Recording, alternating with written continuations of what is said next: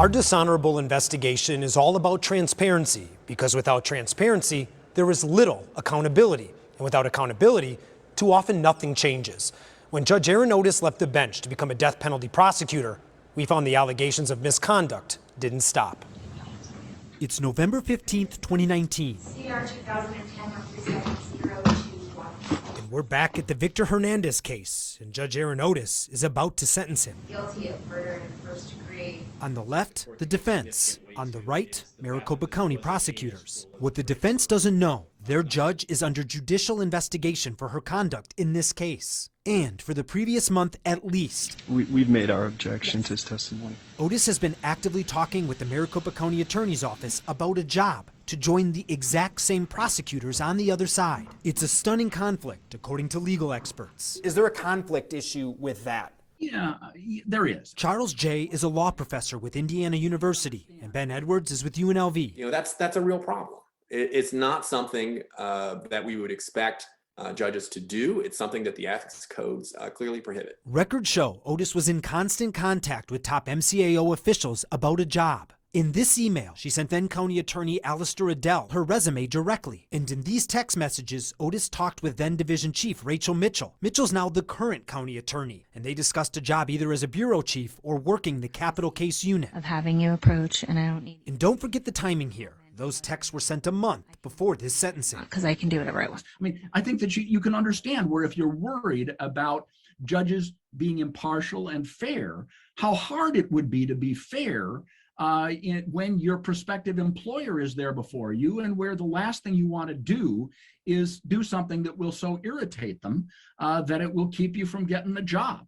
And so, you know, at an absolute minimum, if you're not going to disqualify yourself, you have a duty to disclose to everybody in the courtroom, listen, I am in the process of negotiating employment here, and if you want to move for my disqualification, you can do it. There's no way for this court to know. Again, this sentencing happened November 2019. Otis took a new job at the county attorney's office 3 months later, in February 2020, and the allegations continued. The next year, in June 2021, the state bar got a complaint from defense attorneys. But I think a lot of... It's about this case, State v. Josiah English. This video from a hearing in April 2021. Now this is Otis, and this is English. Records show he has mental health issues, he's refused public defenders, and he's defending himself. Your Honor, I was wondering if I could please get a copy from the court. The bar complaint alleges Otis was, quote, being flirtatious and using her feminine wiles to manipulate defendants. All right, this is time set for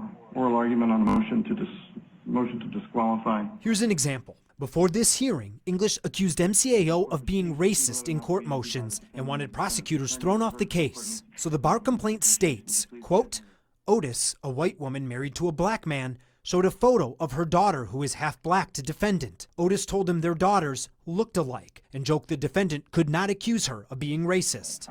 Otis admitted she showed pictures of her kids to English, who's accused of killing his ex-wife in front of his own kids. In the video, you can see Otis's phone out in front of her. She puts it away once the judge enters the courtroom. We also obtained courtroom security video from another hearing in May 2021. There's no audio at the beginning because the official hearing hasn't started. You can see Otis here and English here. These two are legal advocates, attorneys assigned to advise English because he's defending himself in a death penalty case. They're the attorneys who filed the bar complaint, and they claim Otis was flirting with English before and after this hearing too. When the hearing ends, the audio still rolls momentarily. All right, thank you, counsel. Thank you. Thank you. Thank you.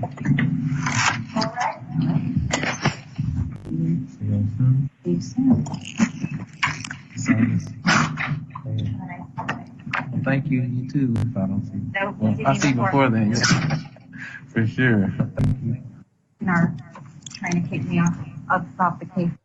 The audio stops, but the security video continues as she walks out of the courtroom. Now, Otis declined ABC15's repeated interview requests, but in response to these allegations, an attorney for Otis wrote a 33-page letter to the state bar. It said the claims of flirting were blatantly false and said it's not unethical for a prosecutor to have this very type of general conversation with a defendant who's representing himself. Here's what the defense attorney's bar complaint said in return. Another attorney will testify to 3 things. 1, Otis told her she was intentionally trying to bond with Mr. English. 2, She knew it was working. 3. She thought it was funny because she was trying to kill him. The bar complaint sums it up by calling those comments dark, disturbing, and shocking. What kind of person thinks it's funny to deceive a defendant in a capital case who has mental health issues, that you are his friend, while at the same time you are trying to execute him? The State Bar's public file does not show final findings or determinations related to the English case. Instead, it shows their investigation took a major turn once we launched our investigation.